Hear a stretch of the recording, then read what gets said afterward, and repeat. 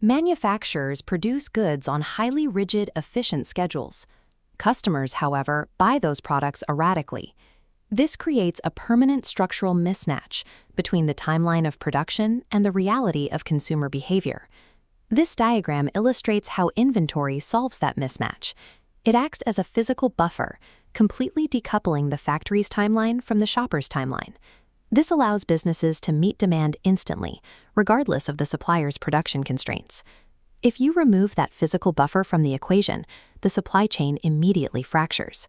Without the warehouse absorbing the time difference between delivery and purchase, organizations simply cannot serve their customers on time. Because inventory is an absolute operational necessity, managing it cannot rely on intuition. It requires rigorous, quantitative optimization. This introduces a central paradox. Inventory is essential for a business to survive, but it is incredibly expensive and risky to maintain. The left panel of this graphic breaks down holding costs. Every unit sitting in a warehouse drains financial resources through rent, insurance, utilities, and tied-up capital. The more inventory an organization holds, the higher the financial burden. But if a manager orders too little to save on holding costs, they face the other side of the seesaw. Frequent small orders drive up administrative ordering costs, and running out of product triggers severe stockout costs, including immediate lost revenue and damaged reputation. Effective inventory management is the precise mathematical balancing of these opposing forces to maximize customer service at the absolute lowest total cost. Before an analyst can optimize the system, they have to classify the exact source of the demand they are trying to satisfy. The left panel here illustrates independent demand. This originates directly from external customers. Because customer behavior is entirely uncertain, independent demand cannot be calculated. It must be forecasted. Contrast that with the right panel, showing dependent demand. This is derived internally. If a factory plans to build 1,000 bicycles, it automatically requires exactly 2,000 wheels. There is no uncertainty here. It is a strict calculation. Independent demand is particularly difficult to predict because it is driven by external variables entirely beyond a company's control, such as sudden shifts in the economy or changes in the weather. For example, the severe heat during Cambodia's dry season drastically spikes the demand for bottled water and cold beverages. Companies have to monitor these external variables as key indicators. Since independent demand is driven by chaotic external forces, supply chains rely on quantitative mathematical models to extract trends from the noise. This diagram outlines the moving average method, a foundational tool designed to smooth out short-term fluctuations and reveal the true underlying trend. By simply taking the actual sales data from the previous 3 months and averaging them, a retailer can generate a practical baseline estimate for April. However, notice the line graph under limitations. If a market undergoes a sudden, drastic shift, the moving average reacts far too slowly. The forecast will trail behind reality, creating a dangerous gap. To fix this lag, analysts use a weighted moving average. This process multiplies historical observations by specific assigned percentages. Looking at the example table, the manager assigns 50% of the mathematical weight to the most recent month. This forces the formula to prioritize recent customer behavior, making the resulting forecast much more responsive to current market conditions. A more sophisticated approach is exponential smoothing, shown here. Instead of relying purely on old sales data, it continuously updates the prediction by merging the previous forecast with the actual demand that just occurred. The manager controls this formula using a smoothing constant known as alpha. A high alpha makes the model highly responsive to new data, while a low alpha keeps the model stable and resistant to short-term spikes. But while these models drastically reduce uncertainty, they reveal an unavoidable truth. No matter the mathematical method, every forecast will eventually be wrong. The goal of forecasting in a supply chain is not to predict the future perfectly. It is to measure exactly how wrong your predictions are, so you can minimize the operational damage. The bottom left panel here details a positive forecast error. This happens when actual demand outpaces your prediction. The result is empty shelves, stockouts, and immediate lost sales. On the right is a negative forecast error. When you overpredict demand, you end up with an accumulation of unmoving inventory, directly inflating your holding costs.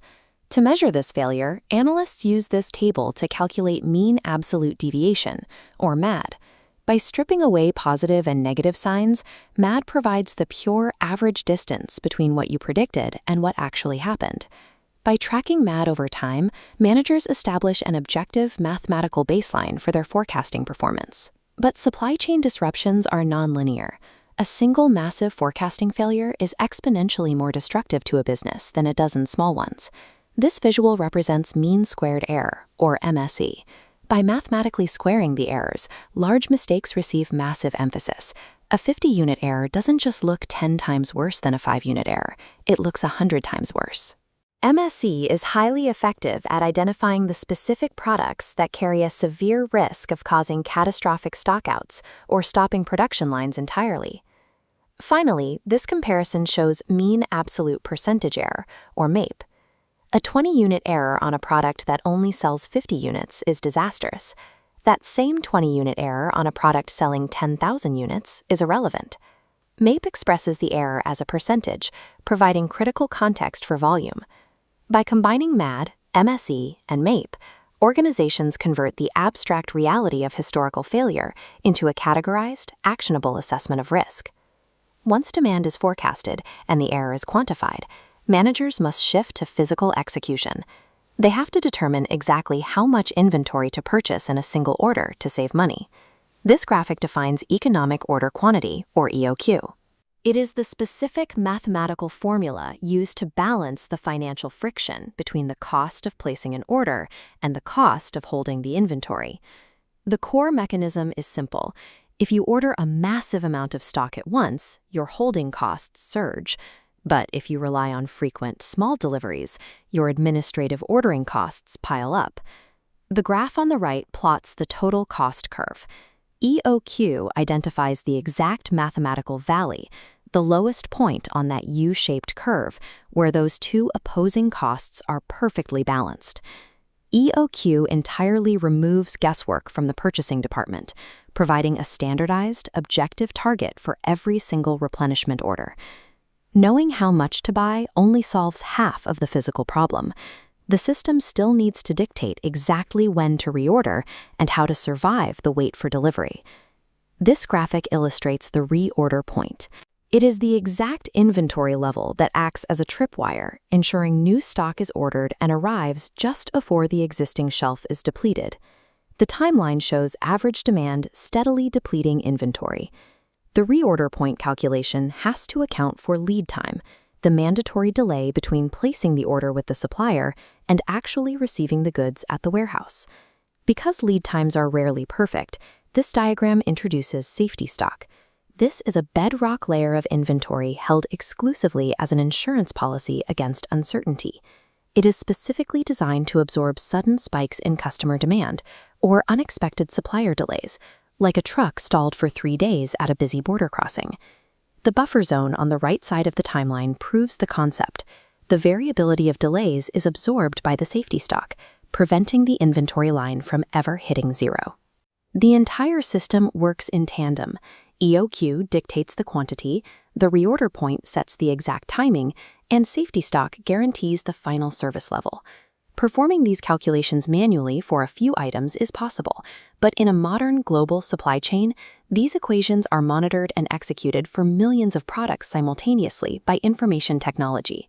Enterprise resource planning software integrates purchasing, sales, and financial data into a unified view. The warehouse management system directs physical picking and storage.